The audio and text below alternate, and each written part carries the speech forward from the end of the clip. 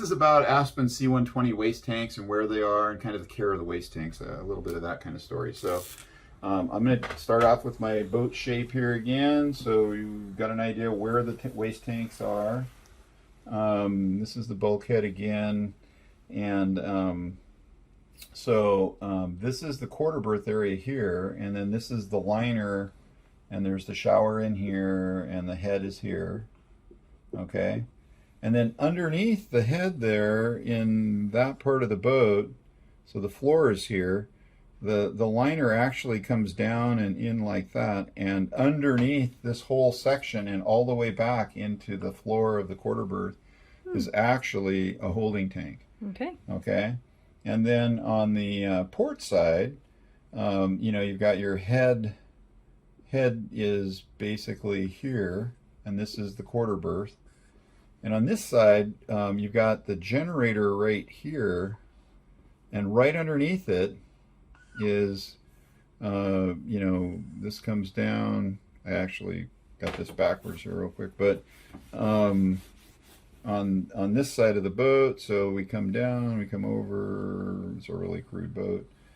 So there's a shelf right in here, and then there's the waste tank on the port side. Mm-hmm. And then the generator sits above it. Okay. Okay. Mm-hmm. And so this is a double thick waste tank.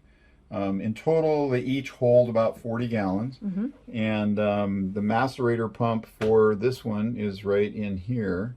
And the macerator pump for this holding tank is underneath the queen size bed here, mm-hmm. right about there on the side of the boat. So the waste comes out, comes over here, and then it pumps out on this side. Mm-hmm. This one here, it comes up and out, goes basically out right there, your macerator pumps. Those are diaphragm type macerator pumps, really reliable. You know, things you don't want to put in the toilet, you know, nuts that haven't been eaten or chopped up are not great. You don't want to put diaper wipes in there. You don't want any of the girl kind of pad type things. You have to tell people that if you put that stuff in, you'll have a bad day. Mm-hmm. The other thing people will do is they're trying to save how fast they fill their tank by not putting much liquid in. And so if this is the holding tank, and once you've emptied it out, you know, the dip tube comes in, and it has a little bit of a shape like that, and you're gonna, you know, suck it out one way or the other. And there's actually two dip tubes in our tanks. Okay, so one of them goes to the overboard, you know, so when you go to the pump out station. Okay. And the other one goes up through a pump and goes out through, you know, the macerator pump, and mm-hmm. then goes over the side of the boat on the mm-hmm. whole side. So there is no Y valve because there's okay. two dip tubes. Okay. And if the Coast Guard stops you, they'll ask you, where's your Y valve? And we mm-hmm. want to see that it's wired so that it can't be overboard. Mm-hmm. And you got to tell them, like, I don't have a Y valve because the manufacturer doesn't believe in them, because most people don't remember which way it's got to be. Mm-hmm. So all my waste from all my toilets always goes into my tank. I don't have any way to put it overboard directly. Mm-hmm. It has to go into my tank. Mm-hmm. And I only have two ways to get it out of the tank. I have to go to a pump out station, or I have a macerator pump, and the only way I can make the macerator pump run, there isn't a switch. Mm-hmm. I have a button that I have to hold. Mm-hmm. And so I physically have to hold my finger on the button to make it run. Mm-hmm. So much safer than a key switch thing, or you know, a Y valve that nobody gets in the right spot. So it's kind of good to know that there's two dip tubes in the waste tank system. As far as once you're using the toilets, and let's say that you've emptied it and there's still just a little bit of junk in the bottom, mm-hmm. you're never going to get it all out. The next step after you've sucked it out is you got to go into the head and fill the bowl up at least twice, almost mm-hmm. full, mm-hmm. and put some water in here so that you've got a little bit of water in the bottom of the tank. Mm-hmm. And if you don't put any water in, then it can dry out down there, and you'll end up filling the bottom of the tank with sludge, with hard sludge, and then it won't suck. And then it won't suck. Yeah, you've been there. Yeah. Okay. Mm-hmm. And so and then when you're using the head, you don't just flush until it's gotten clear at the toilet. You know, you actually have to, you know, if this is the bowl, you know, you've got to, you know, get the get the debris out, and then use more water is all I'm really trying to say. Yeah. And as it goes through the macerator pump, it'll get blended, but you want the ratio of solids to liquids to be enough liquids so that you can pump it out. I have customers that constantly have issues with their diaphragm pumps, and they're huge pumps because they've got the ratio of solids to liquids way wrong. And it's got to stay in a kind of a slurry state, or you can't pump it or move it around. Right. Okay. And this tank also has a vent fitting on it on the side of the boat. And interestingly, I've had owners where they got the ratio wrong in here, and they were able to put a garden hose up against the vent and pressurize this back through and actually push debris up and through and out. So so by using the overboard suck out at the same time that they were pressurizing the tank with, they were able to get it to work. Yeah. Okay. And I've had owners that have fiddled around. I think they may have done it with the macerator pump too. Just know if you're doing that, it's pushing pretty icky stuff outside. Outside, yeah. And it's going to smell, and you're going to look like an idiot in the neighborhood. So some guys do it. The other question is, what kind of chemicals do you put into the toilet?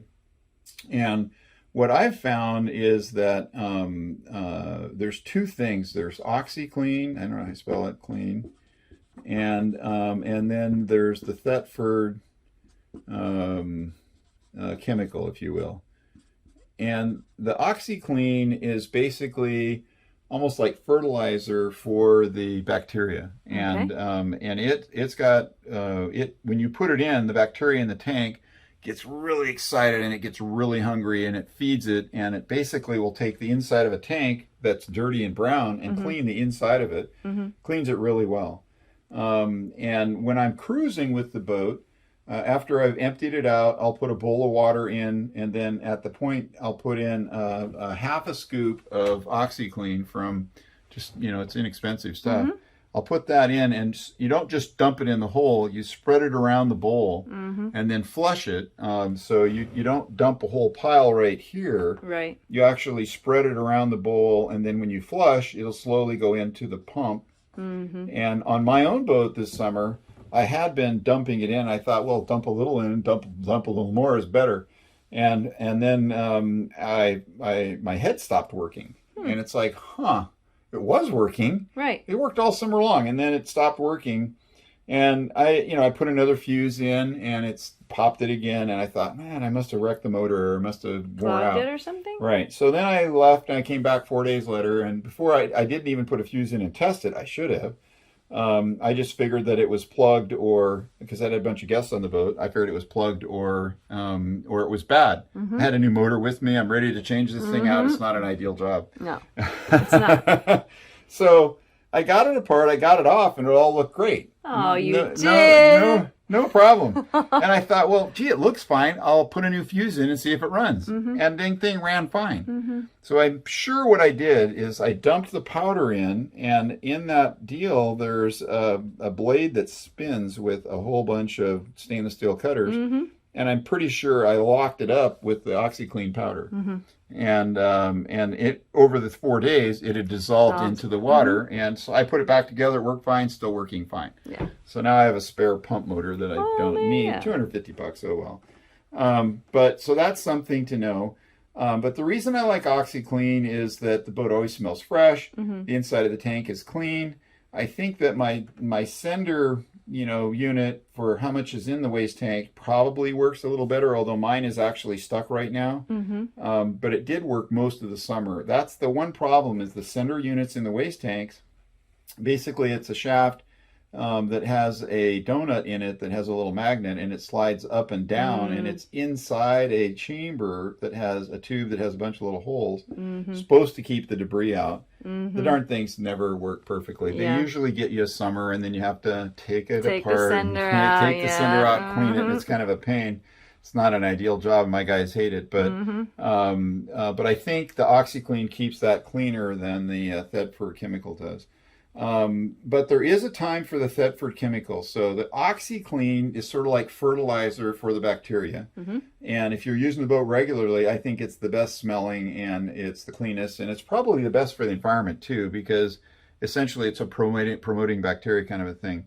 If you use the Thetford stuff, it's got a kind of a deodorant smelly thing to it, but it's mostly detergent. Okay, and the detergent kills everything. Okay, and it solves the problem by killing everything in the tank.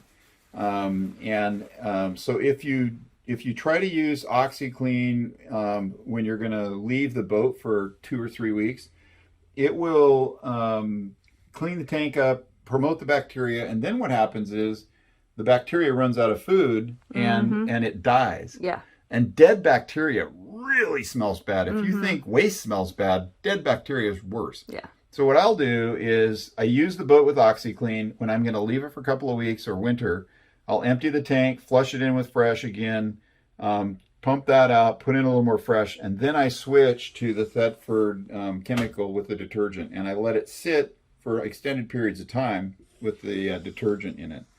And when you come back, it smells fine, doesn't reek and all that kind of stuff. So pretty long conversation, but it's important. It's a really good that can one. make or break how a boat feel is as soon as you walk in the door. Right. And this whole conversation, one thing that we haven't talked about too much, and where did the owner's manual go? Oh, so this is a package that the owners get that has all of their owners, the individual owner's manuals, and then it also has the actual boat owner's manual. And it's usually in here. Let's see if we can find it. Maybe he took it out. Yeah, the owner's manual is online, and it's just filled with information. All of this kind of stuff is in there, and that's kind of unusual to have a complete owner's manual, but it's how Aspen rolls. So here's the head itself, and you want to leave a little bit of water in the bottom of it. That's basically your cap or plug that keeps the smells from coming back this direction. And before you're going to use it for big jobs, you want to fill it up with water kind of about into this area here, so you don't have a lot of cleanup afterwards to do. And you don't want to put chlorine products down it, because there's plastic parts in there that can be damaged from chlorine. And then none of the diaper wipes and stuff like that. You'll probably have someone do that at least once. And it's not that bad a deal. Basically, all of these caps come off. You can take that off, and there's screw pieces on the side. And, it's not a fun job, but you can do it. Yeah. All right. If you want to fill that with fresh water, you can take the wand here and actually reach it around and pour fresh water into it if you want to. Same thing works for the other head too. So, but no smell in here because it's running. It's got fresh water put into it. And then the components for flushing are here. Right, and one button lets you just run the evacuate. The other direction puts in water and evacuates, and then the other one is just a fill button. Okay, so pretty straightforward. Yep. Really a very reliable Dometic pump, and it's a 1/2 horsepower motor with a 72 blade chopper, so it really gets with the program. Nice. All right.